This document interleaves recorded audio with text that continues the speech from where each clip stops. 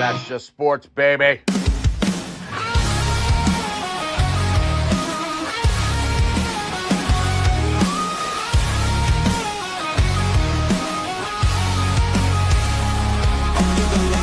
Crowd goes wild, strawberry ice, bringing fire and style. Reds, Bengals, Bearcats, all in my zone.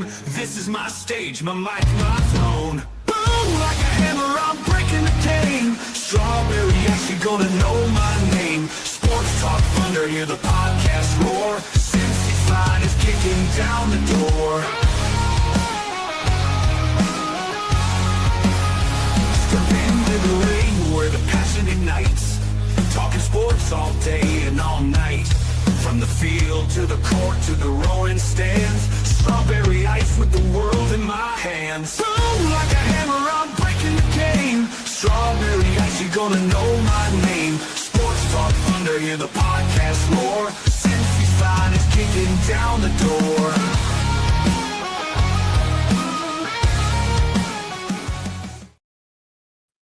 Hey guys, what's going on? Welcome to the show. This is Sports with Strawberry Ice. I'm your host, the Iceman, Jeff Trunapole. And as always, I bring you sports from a West Side point of view right here in the great city of Cincinnati, Ohio. And you know it, I'm always coming to you live from that ice cave. All right, shout out to my sponsors. They are Party Lawn and Landscaping for all your lawn and landscaping needs. You need your grass cut, you need your shrubbery trimmed, I don't know, you need a paper patio, you need anything. I mean anything. Landscaping required. Think Party Lawn and Landscaping. Also, shout out to T Properties, quality housing for quality people. Check out the website at www.tpropertiesllc.com for all your rental property management needs and your rental needs. And of course, Meyer Window, Door, and more. I got them in my house. I highly recommend you get them in yours. They're energy efficient, great looking windows, easy to clean. Meyer Window, Door, and more. The website is MeyerCincinnati.com. And also, shout out to my favorite brewery, Moorline Lager House. Get on down there, get you some delicious Moorline beer, some delicious Moorline food. And tell them I sent you. Moorline Lager House. That's right. We have a great time down at Moorline Lager House, but we will not be down there this weekend. I'm not sure if we're going to do it next week or not, but we will not be down there. You can go down there, and if you're not going to the game, and go down there to the Big Fest tent in the Kris Kringle Market. They will be showing the game there, so they will have a watch party there. You guys can show up and drink some beer and have a great time at the Moorline Lager House. What is up to everybody in the chat? We've got Brad's in there, Tony Blazin, and Lindsay. What's up, Lindsay? Unfortunately, Dale is under the weather, so he will not be joining us today.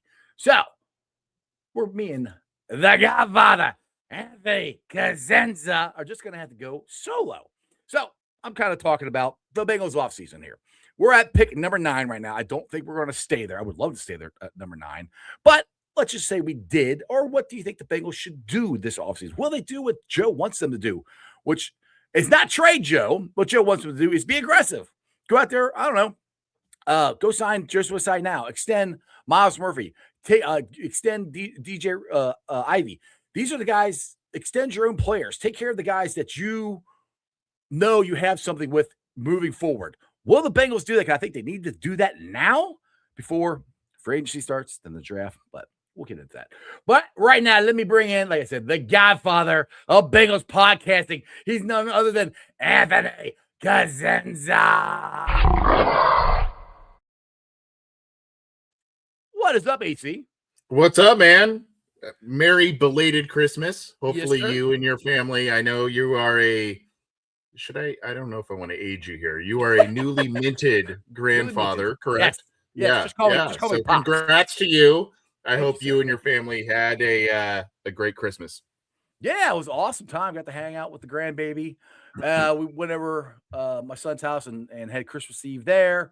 Spent the night. Had Christmas morning there. Then ran back home, dropped some stuff off, changed. I know the grind, buddy. I know the grind. Yeah, it's normally they come to our house, but with the grandbaby this year, we figured it was easy just to go to their house. So we all went over to my parents' house. And one of the coolest traditions we have at my parents' house, we started this a couple of years ago. I don't know if you ever heard of this. You ever heard of the white elephant presents? If you guys don't know what this is, they're all presents. They're all wrapped up. So you all get numbers for everything.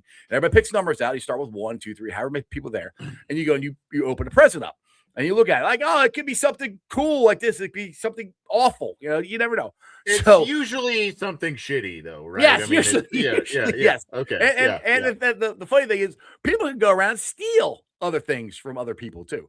So it's kind of funny when it happens. So it's yes, in the Christmas tradition of giving, we play a game where we steal presents from each other, but it's an absolute blast. I gotta share because I gotta share a white elephant gift story. And shout out to my brother Brandon, who was the guy that introduced me to the Bengals, for better or worse. But you met Brandon. Yeah, right? You met him. Yeah. He's in your picture, right? He's also yeah. Well, isn't that him behind? that's my nephew. That's your nephew. That's the son. Okay. Yeah. Okay. But you met him at that same tailgate. We did a white elephant gift a few years ago, and I went just ridiculous with it.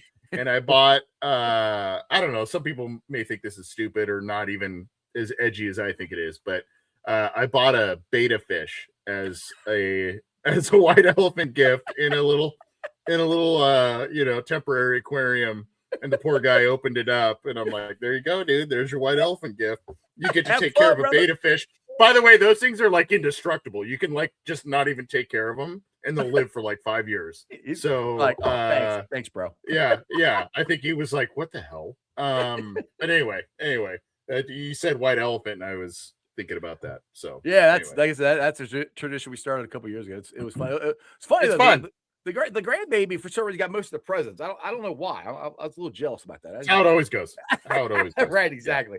Yeah. And grandma, my beautiful wife, bought most of them for him. So she likes taking care of our grandson. So what's your favorite gift you got this year, buddy? What'd you get?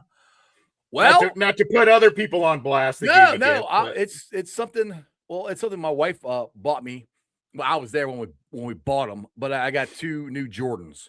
I got the black cement Jordan 3s, I think, and then I got just the straight black Jordan 4s. So I'm a shoe guy, so I love Jordans. Which was interesting. I want to ask you this question. My nephew, he got a brand new pair of New Balance shoes, and when I was a kid, New Balance were shoes that my dad wore. Like we didn't rock New Balance. We were Nike, we were Reeboks, we were Adidas, we're K-Swiss, stuff like that. We didn't rock New Balance. And I was like, really? You got New Balance? Oh yeah, these are cool. I'm like, okay, all right. I'm like, did you guys rock New Balance out in Cali? So yes and no. I will say this. Number one, I actually prefer New Balance shoes as an actual like walking or running shoe. Right. Yeah. I feel like those are obviously Nike's got the swag and all that kind of stuff. I'm gonna say this. I was a little bit, not a big time, but a little bit of an emo kid. And so if you know emo music, like the post-punk hardcore, and so New Balance made a really big comeback. I don't know if you know that or not. In the emo phase, because it was like, oh, these are kind of retro. They had the same design and all that kind of stuff. So it made a little bit of a comeback, and I have found some really cool in the past. You gotta go look online. Some really cool orange and black designed New Balances that are pretty sweet, I think. So I personally, I'm a little bit more of a New Balance guy for function and actually just like being retro, but I understand the mystique of the Nike. I do have some of my own too. So New Balance are a very well made shoe and everything. I was Jordan's a goat to me. So getting Jordans were the thing back when I was a kid, and I still love Jordans to this day. I'm 50 years old. I still rock Jordans. I don't care. There you go. With that being said, let's get into this thing here. We'll go with the Lindsay question here first. Any predictions of who you want if you were the Bengals, as far as like I said, right now, the drafting number 9th, I don't think they're going to stay there because I think they're going to win too much. They're probably going to be more between 12 and 14. I'm hoping 12. But who I think I'll put a video out there who I want them to get. But who do you got if you were the Bengals? Who would you draft?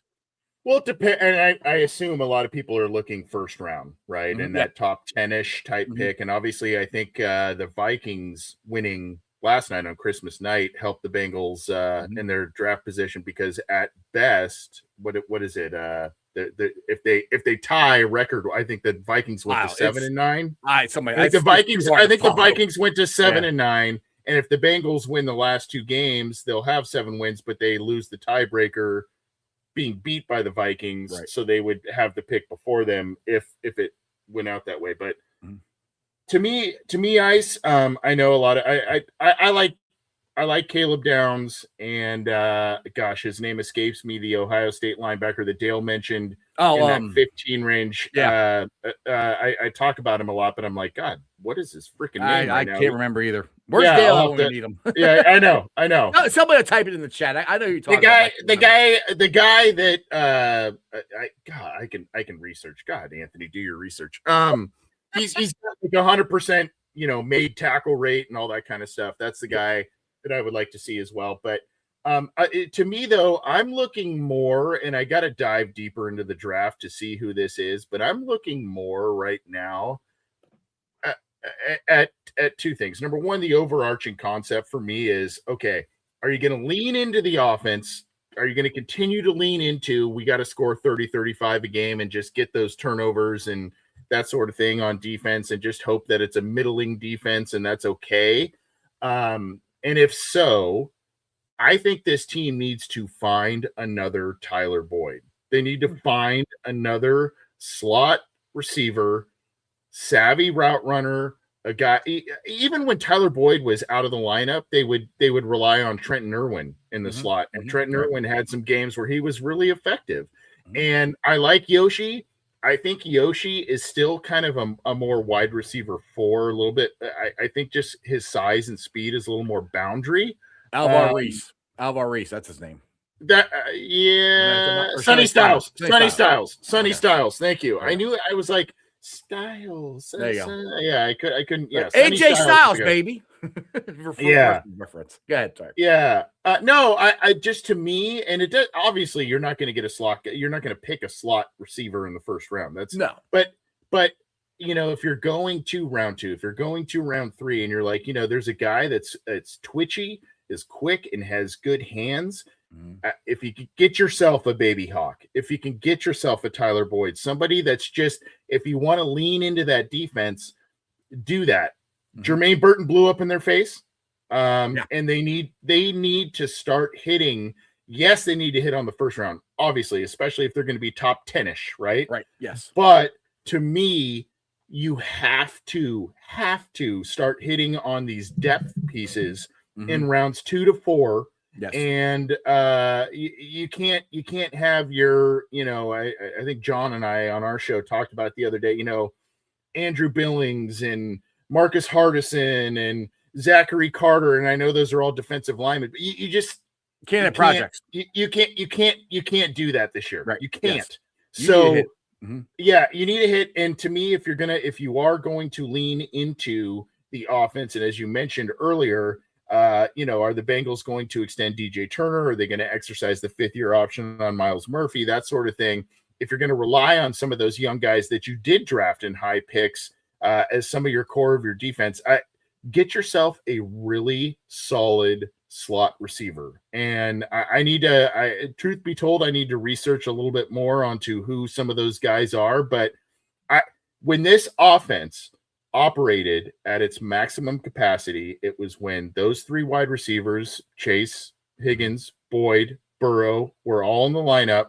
And I love Gesicki.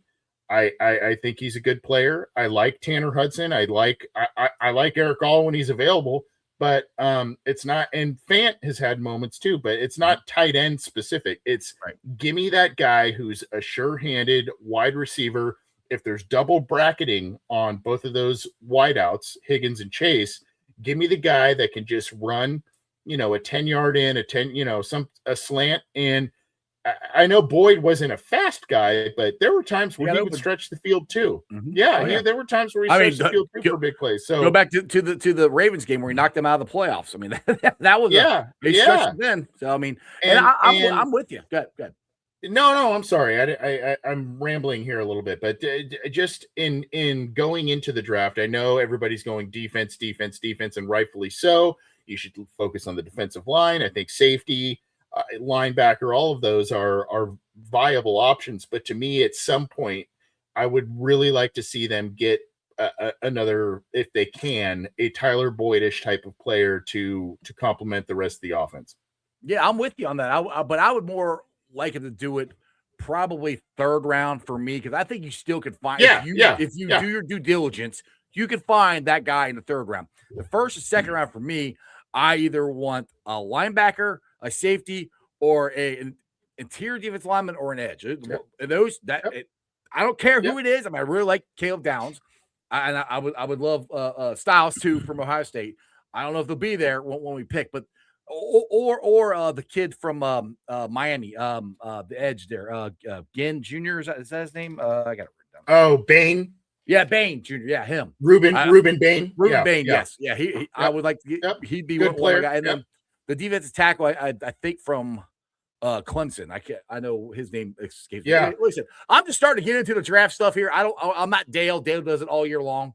So, but those are the guys that I'm looking at as far as the first round, and who knows who falls to the second round. Now, according to Dale, who I trust with everything about my draft knowledge, he says it's a very big linebacker and safety draft. Now, what scares me is the Bengals like, oh, it's a good linebacker safety draft. Well, we can probably address that later on down the line, in later picks. Like, no. If your best player available is there, go get him. Like if it's a linebacker, go get him. And that's the thing is, I don't want the Bengals to try to outthink themselves, to think they're the smartest people in the room again. No, just production on the field has to matter. And I really would like the first, second round people to be plug and play players, guys. They can start day one, and I don't think that's asking a lot.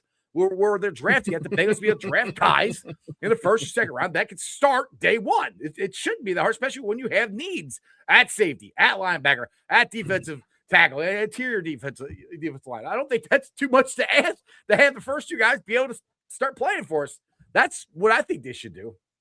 Yeah, so Peter Woods is the Clemson defensive tackle, I believe, that you're referencing there. Yep. Good player.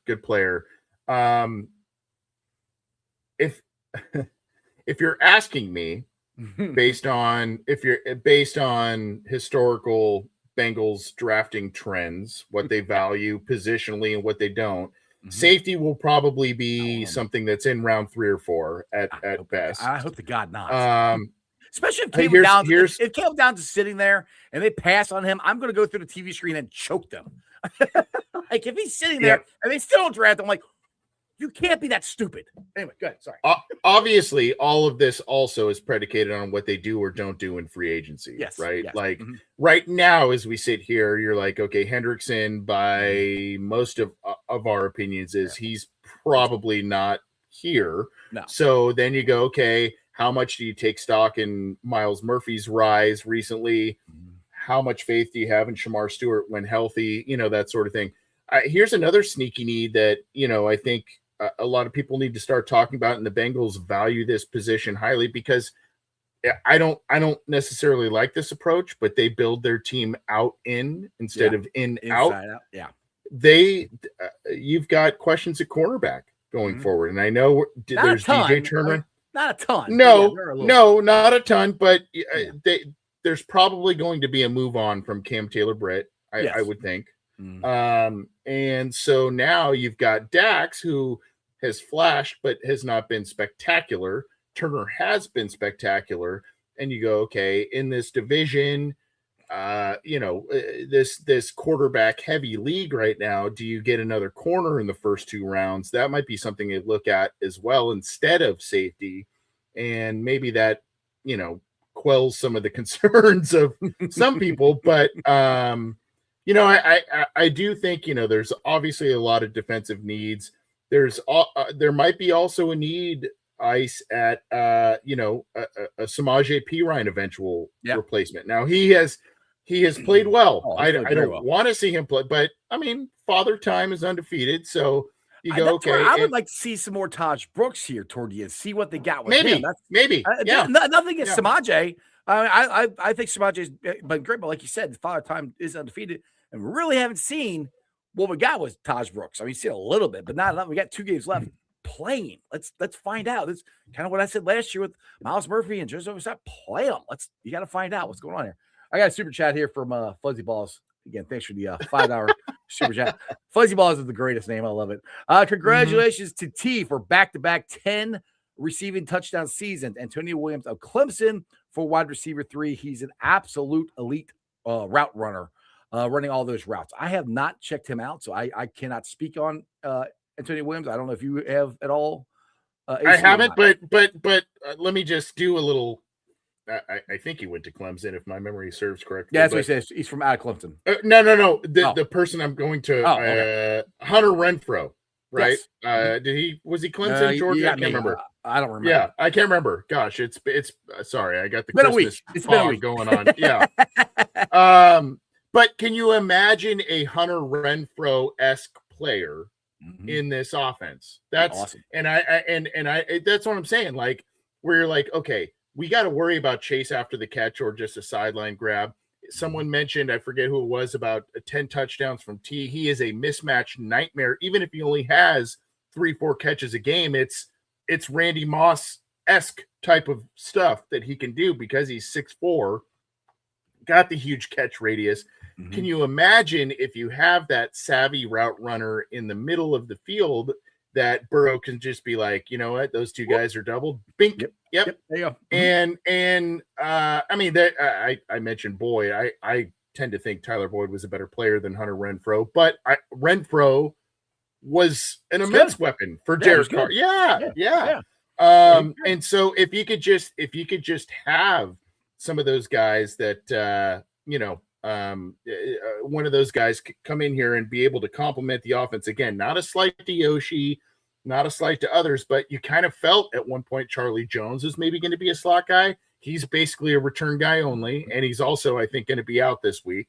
Yes. And so, just a guy who was older and has had injuries. He's had some great special teams plays with the Bengals, but never asserted himself in that slot position. I know T kicks into the slot sometimes as well, and that's a valuable asset. And Chase does a lot. Yeah, but just that traditional slot guy, I think, again, it depends on what you're going to lean into, who's coming back, what you do in free agency. If you are going to lean into this offense and Joe Burrow and being healthy and all that kind of stuff, then, if a Tee Higgins is out for a couple of games with something, right? Like another weapon. And as big of a stride that Yoshi took in 2024, it has been a little bit of a disappointment in a number of ways this year. And so I still think he's a valuable guy to have on your depth chart for sure. Yes. But I think you need a more traditional slot guy that's just, basically a running back and wide receiver shoes, and it wouldn't be bad.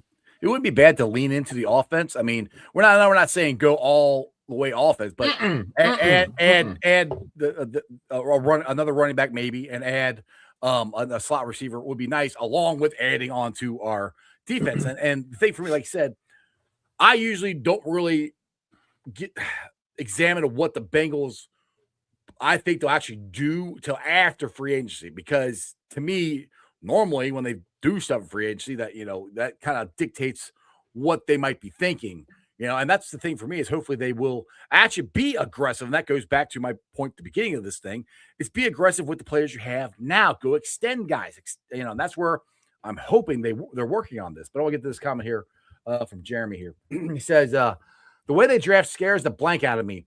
No better example of that than 4 years ago with, yes, this one pisses me off, probably the greatest tight end class ever. And we needed a tight end, and we picked Miles Murphy, finally coming around in his 4th year. But those first couple of years should have been plug and play.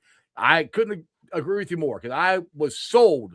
We were getting a tight end that year.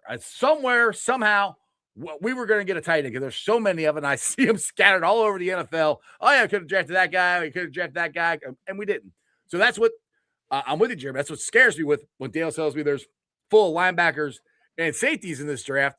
I don't want the Bengals to go, oh, well, we can wait. Like, no. If they're good, go get them. I don't care if there's a ton of them. Get the best one. that's the thing. Yeah. Go get the best player. I don't care if there's a whole bunch of safeties. Go get the best safety. Or there's a whole bunch of linebackers. Go get the best guy there, so he is the most productive for your team. Positional preference be damned, I think, this year. Yes. You know what I mean? Yes.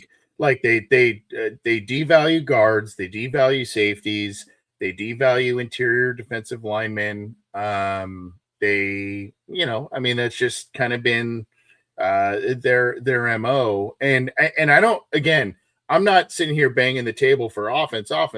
for the draft necessarily, but I do think there are some flaws still on the offense. I think there are still some flaws that you need to, I think if Fairchild takes a nice step next year again, and if you do bring back Reisner, which hopefully takes place, and you got Jalen Rivers as a swing guy, I think I think you're starting to see some strides in the offensive line, and that's good. But I do think, again, if this is a Joe Burrow team, if this is like we go as Joe Burrow goes, so to speak, what's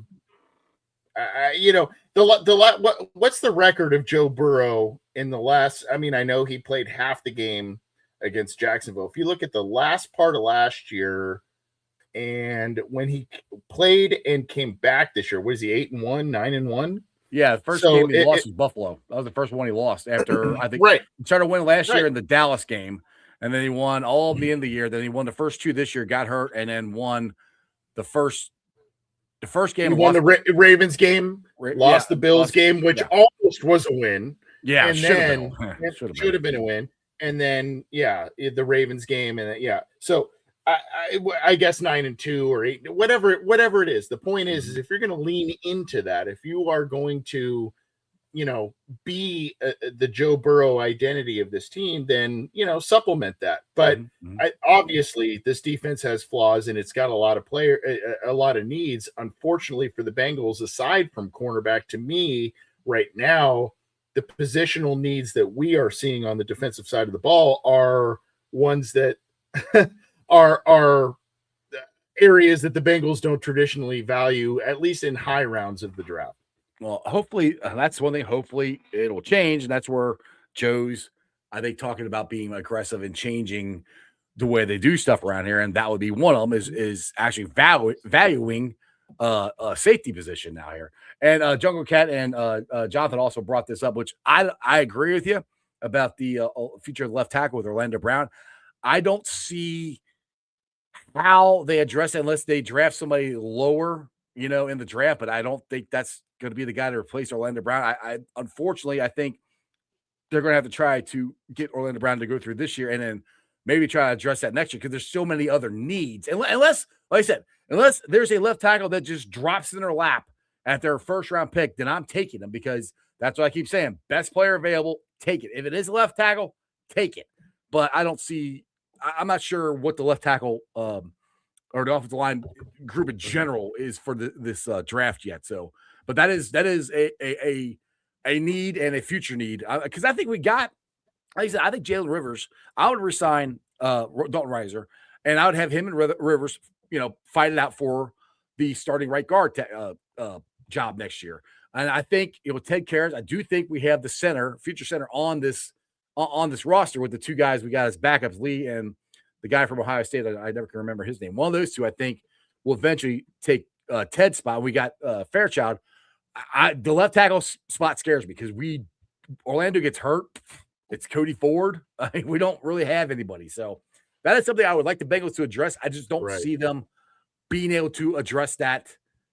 And it's not something you address in the offseason or free agency, I should say, because he's not going to start. Go ahead, AC. Can I throw a fun name out at you? And I know I'm SoCal guy, and I've watched a lot of this guy over the last couple of years. I thought he was maybe going to come out last year because he had a really good year, even though the team didn't. But he is a guy who has played safety in college, and he has also played – he's not a first-round guy. He's probably a, night 2 at this point. At least, I think there's been a little dip in production this year. But a guy on USC, he's a safety by trade, but he has played boundary corner for them out of necessity and done it pretty well. His name's Kamari Ramsey.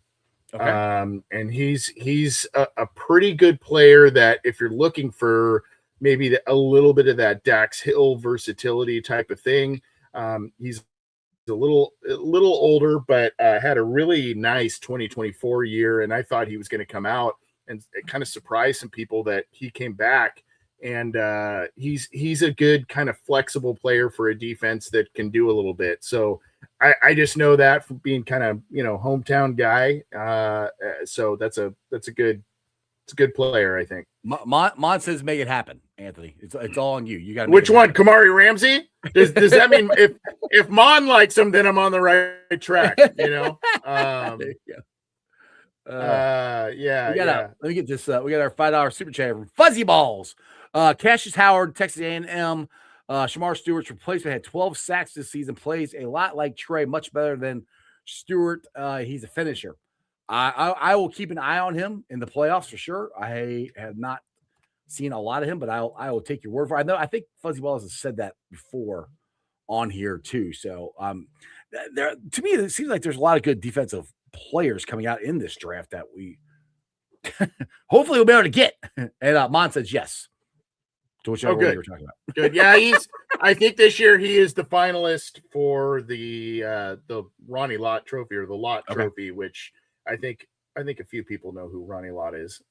Yes, I hated him as a kid. Yes, I know exactly who he is. Yeah. So if you're in the finalist watch for that, you're a pretty good defensive back. So and actually Ronnie Lott, another USC guy, was a guy who played both corner and safety for the Niners as well. Everybody remembers him as more of the enforcer safety, but he did play some, I believe, some early corner for the Niners too. But not saying Ramsey is he's not that guy. He's not that guy, but I just think he's a flexible piece and a guy that just has he's just around the ball a lot. He's around the football a lot, which is what you want for this defense. There was a comment here I'm trying to find, and somebody asked something, I cannot find it now. I was trying to bring it up here, but it ain't gonna work. Ain't gonna work because I can't find it. Let's see. Let's go to Crip. You were here. I'm always scared to read his. I wonder what Washington Generals would do with the same problem as the Bengals. You mean the basketball team that plays the Harlem Globetrotters, or what are you talking about there, Crip? Yeah, I don't know. I always have a hard time understanding what he's talking about. I do love Crip though. I do. But let's see. One thing is there wasn't a Bengals and Brews today because Dale was sick, as far as I know. So I don't think he's asking anything that happened on Bengals and Brews because something happened on Bengals and Brews, and he'll make a statement on here, and I'll have absolutely no idea what he's talking about if I didn't watch the show. So, anyway, but linebacker position though, that is one. I know when it drafted two guys last year, I would address it. That would be one of the free agents things I would try to address. It's kind of along the same lines that I said of the positions I would draft. I would address those as free agency as much as we can. A safety, even if we draft Caleb Downs, I still would like to have another veteran safety in that room. Safety, linebacker, interior defense line, and edge. Those are the ones that I wouldn't mind adding to this because we are going to win because of our offense. We just need the defense to be able to stop people a little bit. When they need to make a stop, when they have to have a stop, we need them to be able to make one. And to me, what you want about the defense, we actually found out what we had with some of these young guys. All right. We did find that, which drove me nuts last year. We didn't find out. So we actually can sit there and pinpoint guys that we want to keep on this team and ones we don't want to. Now, that's where I think what they messed up last year is they didn't sprinkle any veterans in with this defense. That's where I think they need to do that this year, at least 3 or 4 good. I'm not saying top of the line, just mid-level guys that could come in and help these young guys out. I mean, that's, again, I don't think that's too much to ask, right, AC? Their veteran addition was Orrin Burks, who has not been very good, unfortunately. And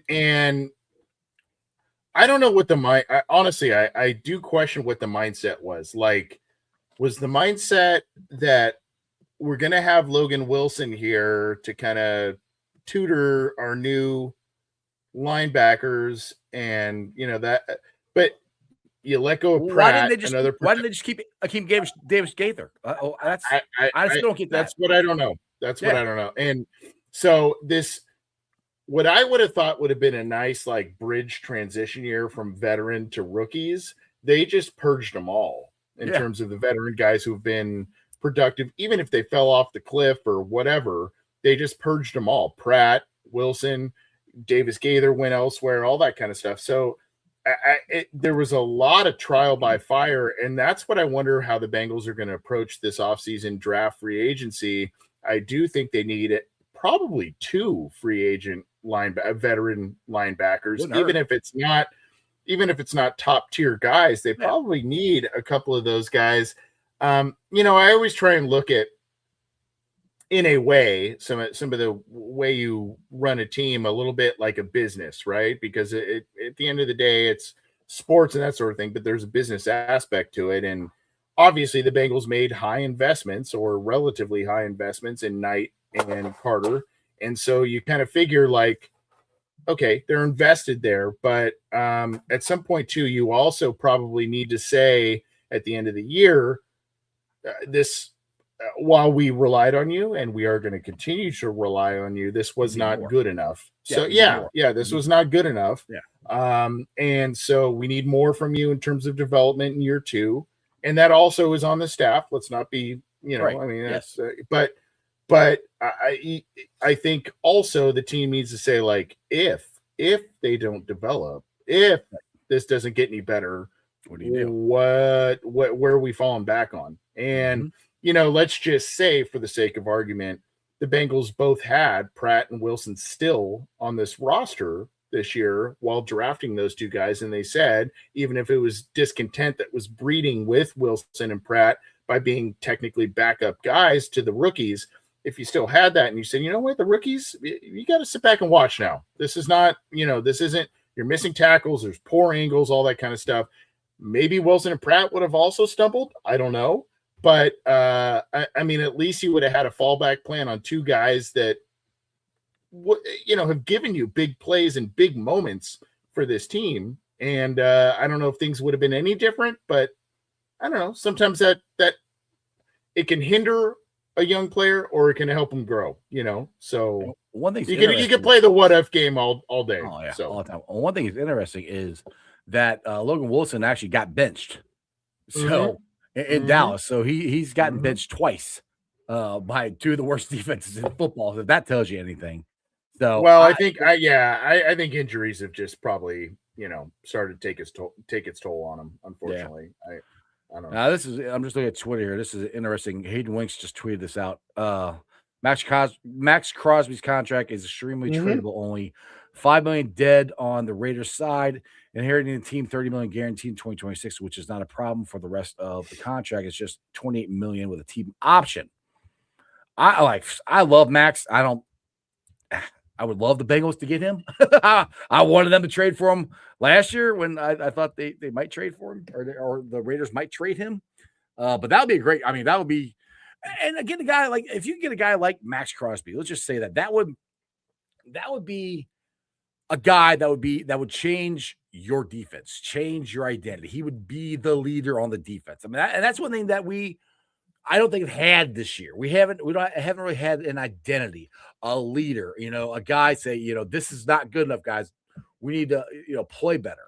Max would be that guy. I mean, or I'm not necessarily saying Max Crosby specifically, but that's what I think this defense needs, is that guy. And I don't think we have that guy on there. I mean, and there's 2 guys out there that are not out there, but they might be out there, former Bengals, DJ Reader and Jesse Bates. Would you, because there's chances that they might get cut, would you sign both of them back, AC? I think AC's frozen. Anthony, are you frozen? I think he is frozen.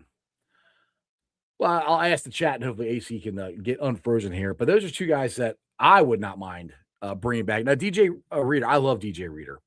But he's a guy that he wouldn't be a plug and play guy for me right now. He would be a guy that would, I hate to say it, a backup, but hey, there's AC. He's back. But, all right. Can you hear me now, AC? Are you back? Hi. Okay. How you doing? Hi. Yes. I've been hearing you the whole time. Yeah. This. Anyway, it's the internet. Just to start with Crosby, yeah. I know, and I got a new router and everything, and I've been bragging about it, and I'm like, dude, working great, AC, working great. yeah. For Crosby, here's my thing with it. I'm in agreement with you. Not really a move that the Bengals would normally make. I think that they probably should have, even though he's right defensive end, which I think is what Trey's been largely playing. You know, I mean, he's right side, but he's going to be 29 in August. So, you know, are the Bengals going to be leery there if he is available and available for a good price? He did have 10 sacks this year on an absolute clown show of a team. So, I do think there's value there. And I think if you are going to move off of Trey Hendrickson, you're getting someone 2-3 years younger by the time the season starts. Maybe that's the way you go and you absorb that contract. If you want to go that route, that would be a big splash, right? I mean, I know probably wouldn't be music to the ears of, you know, Stewart and Murphy and that sort of thing. But I mean, you can still find rotations and places for all of those guys. So, but again, by no means do I actually think the Bengals will do this. No, but this has been, you know, talk for the, you know, since last offseason, and now just to tack on what you said about him, it's not just, you know, absorbing that contract that might be manageable. The Raiders are essentially benching him or sitting him for the rest of the remainder 2 games, and I don't know if that means that, hey, you know, we want to rest you because we're going to trade you, or we want to rest you because, or we're resting you because we want to rely on you for next year in an absolutely lost season. So, I mean, there's 2 sides to that coin. I tend to think it's going to be trade capital because they want to get a quarterback. They want to get, they got a lot of needs on that team. So I don't necessarily think that the Bengals will trade for him, but that would be a big move for them. Still up there in age, but 10 sacks this year, late 20s, hasn't hit that 30 threshold at this point. So you like that. But you mentioned DJ Reader and Jesse Bates. Unfortunately, this is what happens when bad contract, in my eyes, bad contract negotiations and, extending the talks and not getting a deal done. And hey, this is what we want. I think this is where it comes back to bite you, even if it is a more manageable contract that you would absorb because they're cut or because they're a free agent, that sort of thing. I don't know how burned that bridge is, because the Bengals and Jesse Bates in particular went on for a long time. And DJ Reader was a guy who lobbied publicly to sign Jesse Bates. So there are guys that like Zach Taylor, like the culture, want to try and run it back with Joe Burrow, and maybe that has enough impact. But I also think that, DJ Reader probably felt like, yeah, I was an effective player. I got hurt, and you guys just basically shoved me aside. Jesse Bates had this struggle for 2 years with the team to try and get an extension. So I don't know. Tee Higgins had the same situation and said, I don't care. I'm going to sign. You give me the good contract, I'm going to sign here. I'm going to play with Joe Burrow. So it goes both ways. And I don't, how much did those guys love Lou Anarumo? I don't know. So and that's the point. They talk about loving Lou Anarumo. That's where I was so surprised about Pratt and Logan Wilson, because one, Al Golden drafted, and I'm talking about Al Golden, actually. I meant to say Al Golden. Al Golden drafted Logan Wilson and Akeem Davis Gaither. And that's where I thought, like, all right, they're going to come in here, they're get Logan back, and Davis will come back and play better. And he was done with him, which that was surprising to me, because they did have their best years with him, and he did draft them. So that was just kind of surprising to me that he just cut bait with him so quick, especially Logan Wilson, because Logan Wilson was the third round pick for us that year, and he had a really good really good rookie second year. It's interesting you bring that up too, because he came in the year after the Bengals drafted Pratt, and I don't think Pratt and Golden obviously meshed. But I do think, going back to the defensive line and Reader and everything, you and I have talked about this till we're green in the face. You have to try and recreate what you had in 21 with BJ Hill, Larry Ogunjobi. You had Josh Tupou waiting in the wings as a run-stopping guy. And then obviously you signed Trey Hendrickson. You also did have Sam Hubbard, who was an effective, 2B edge rusher. You need to find a way, veterans or otherwise, to recreate that on defense.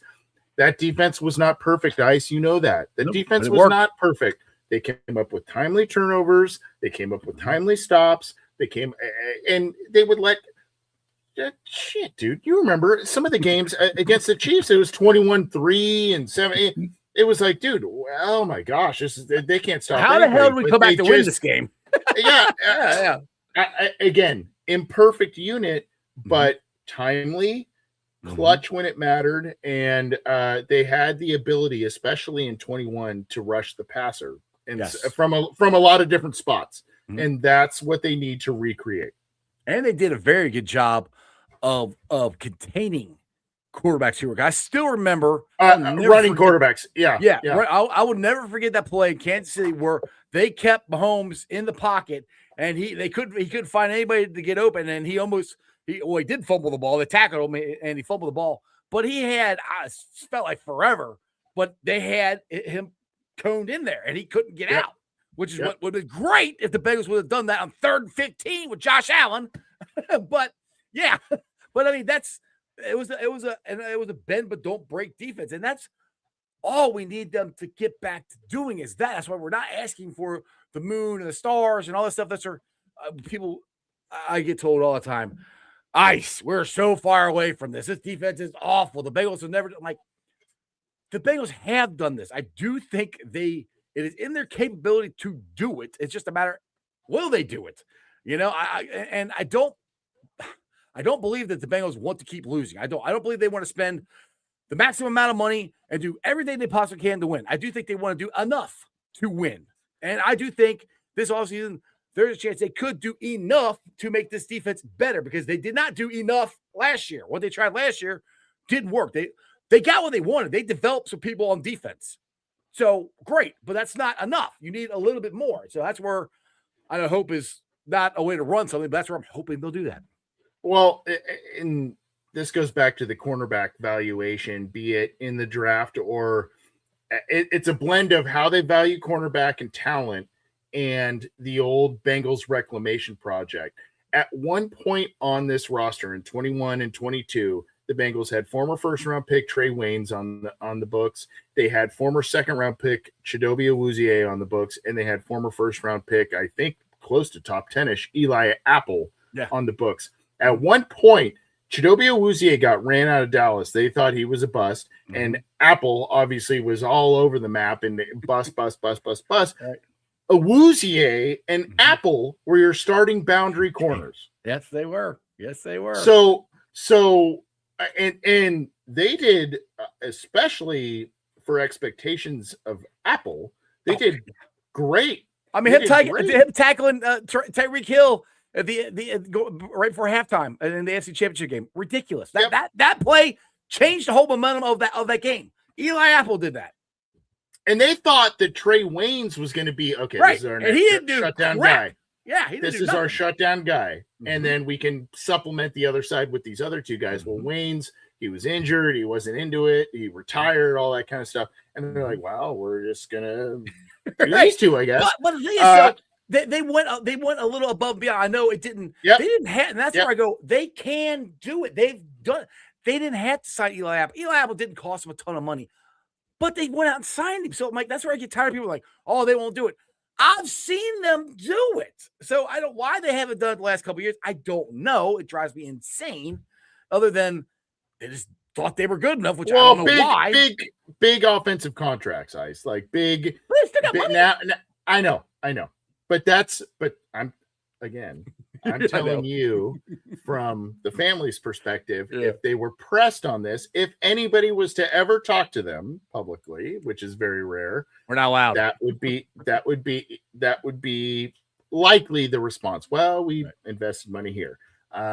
Anyway, my point is, my point is again that they will need to make savvy moves, not only in free agency, but they will need to strike. You and I have talked about this again till we're green in the face. Like the margin of error of their selections and the players they bring in is super thin. They have to strike on it. They have to. Yeah. And hopefully they will. And like I said, I don't think necessarily they have to get super lucky. Just be, because sometimes people give the Bengals, I think, too much credit with being smart with their money, because I don't necessarily think they're always smart with their money. I think they overpay for certain guys, and the way they've structured contracts has not looked super smart to me. So they just need to be a little more savvy. And it's not like where they don't want to spend money. They need to be savvy in how they spend it. And if you do it right, you can stay about the same level you've been at with your payroll. But if you structure your contracts better, you can get more talent. You're still spending about the same amount of money, maybe a little bit more, but not a ton. And you're still under the salary cap, and you got your cushion and whatever you want. That's what they can do. This also goes back, because you mentioned Jesse Bates. This also goes back to, let's not be overconfident in what we have and what we think we have. Yes. And let's still build an air of competitiveness in terms of like depth chart building and everything, because the Bengals just thought, and poor Dax Hill, he's been moved everywhere. He's got different defensive coordinators and he's got injuries. The Bengals just kind of thought, it seemed, that, okay, well, we want Jesse Bates back, but it's only going to be at a price that we value this position, which is very low comparative to other teams. And they thought Dax Hill was going to step in there. They thought these rookies were going to step in there.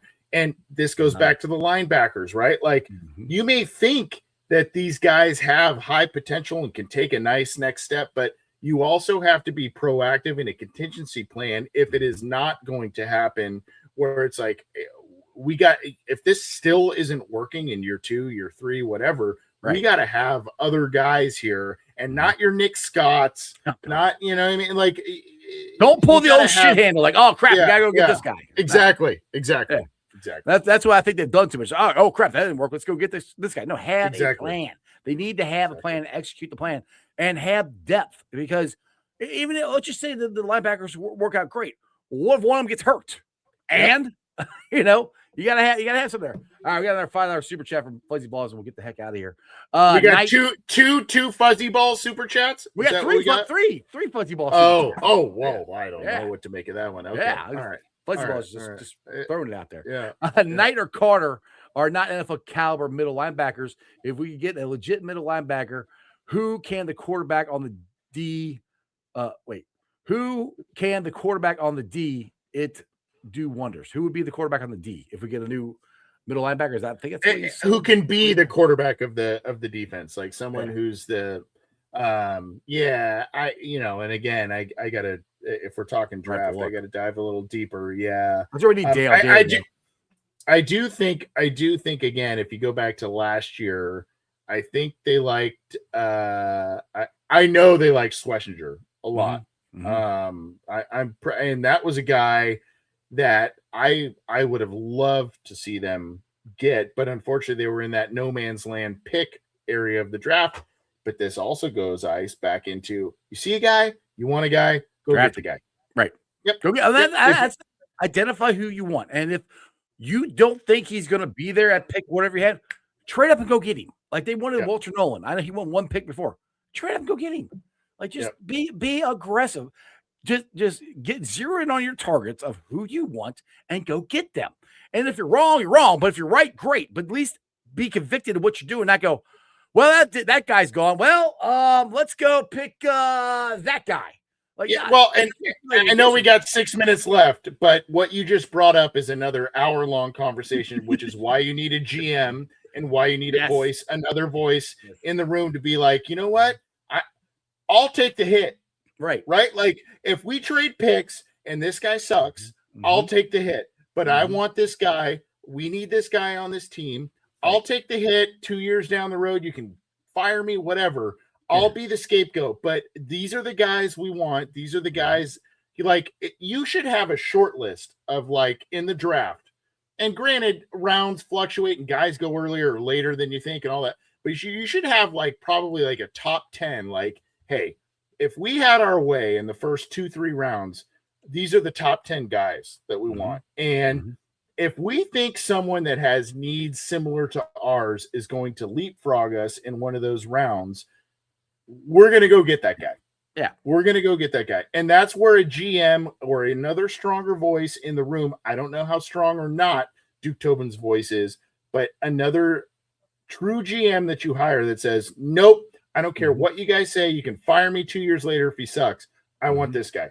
Yeah, exactly. And the thing is, too, what I wish they would value a little bit more is the value of an actual impact player. If you think that guy is going to be an impact, a good impact player for your team, and you're not willing to trade up because you don't want to give up your third round or your fifth round pick and package it with your first round pick to move up, that's crazy. Like, I will do it because I will go get the guy who should be an impact player on your team compared to a guy that might be, and then say a third or a fifth round pick that might be. Go get that dude. That's what we need. Like I said, we need players. We don't need an entire defense. We need 4 or 5 good players. You can get that throughout free agency and the draft if you are specific about who you want and go after them. And that's what they need to do. Well, your light's going out. I think that means just one more thing too is, if you look at the draft, and I know I'm in the dark here. Gosh darn safety LED lights. You are in California. You probably can't have but so I was a John. Admittedly, I was a John Ross guy. I liked him a lot coming out of college. But when you are, I think in that draft, he was the third wide receiver taken at number 9 overall. If you are drafting high, or if you're drafting a third round, middle third round, whatever, if you are a team that in the first round is taking the third or fourth best player at a position, I also think you need to start to reassess, like, okay, what, or you're in, like, hey, we like this guy. Maybe you have him high. You know what I'm saying? Like, yeah, I it's like the Billy Price thing, right? Where it's exactly. I know they had Frank Ragnow as the guy. So you either get that guy or you don't settle for a guy that is further down your list. And that's especially with a high pick this year. I hope the Bengals don't do that where it's like, oh, this is the third best defensive lineman in the draft, or you know what I mean? Like, and that's what kind of felt like they did last year. They wanted Walter Nolan, like, oh, he's out there. I'm like, all right, let's go get Shamar Stewart, which everybody's like, don't get Shamar Stewart. To Brad back here. I got lights on. There's safety lights over here. I got lights on. Yeah, I didn't forget to pay. He's in California. They gotta have safety stuff out there. You can't just burst stuff all that long. God. That's a whole other podcast. All right, AC, I appreciate you going. Plug some stuff before I let you go, brother. No, I got a bunch of love for you. Appreciate you. Cincy Jungle, Orange and Black Insider, and I got to give a little shout out to our guys. I know you love them too. Ace and Zim, they gave me a nice little message on X today that I had no idea to expect. I don't necessarily lean into the Godfather thing, but they just gave me a nice shout out, and Cincinnati podcast, and they do. I'm sure everybody that follows your show follows those guys, awesome. But I love those guys. They're fantastic, and I just appreciate them shouting me out. I appreciate you having me on again, and I hope you and your family had a Merry Christmas, Jeff. I love you, buddy. You're the best. Love you too, man. I appreciate you guys. You and Dale. I know Dale's sick today, but you guys coming on every Friday. It's an absolute blast doing this. So I hope we keep doing it as long as you got time to do it. I think I have a blast every Sunday, or excuse me, every Friday with you on here. And Merry Christmas. And I'll say Happy New Year, because next time, I'll see you be next year. Yep. You're the best, buddy. Take care. Who day? See ya. All right, guys. As always, I hope you enjoyed it as much as I did. Go check out AC, the Godfather and the Brain. They are awesome on the Orange and Black Insider podcast. All right, shout out to my sponsors. They are Priority Lawn and Landscaping for all your lawn and landscaping needs. You need your grass cut, you need shrubbery trimmed, I don't know, you need a paper patio, you need anything. I mean anything. Landscaping required. Think Priority Lawn and Landscaping. Also, shout out to T Properties, quality housing for quality people.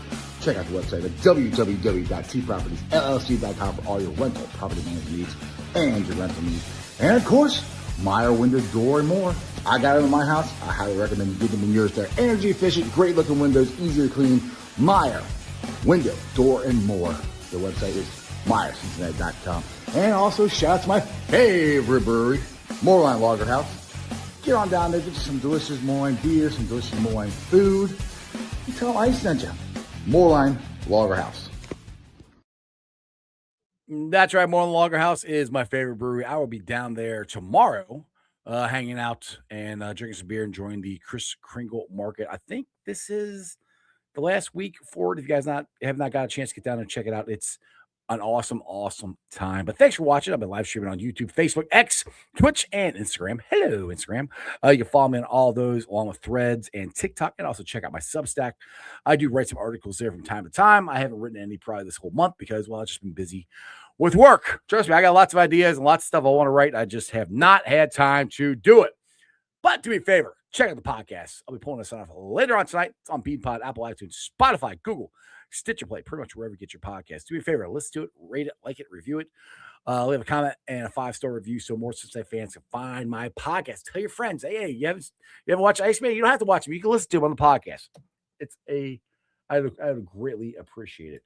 So other than that, you guys have a wonderful day. I'll see you back here Monday with Bengals captain, and who knows, maybe Corey will join us, and we hopefully celebrating another Bengals victory. Or if you are one that you want to celebrate a Bengals loss because you want them to get a higher draft pick, we'll be celebrating that too as well. Either way, I'll be back here live at 5:30. And remember, one thing and one thing only, that's Who Day for life. Throw it up. That's just sports, baby. See ya!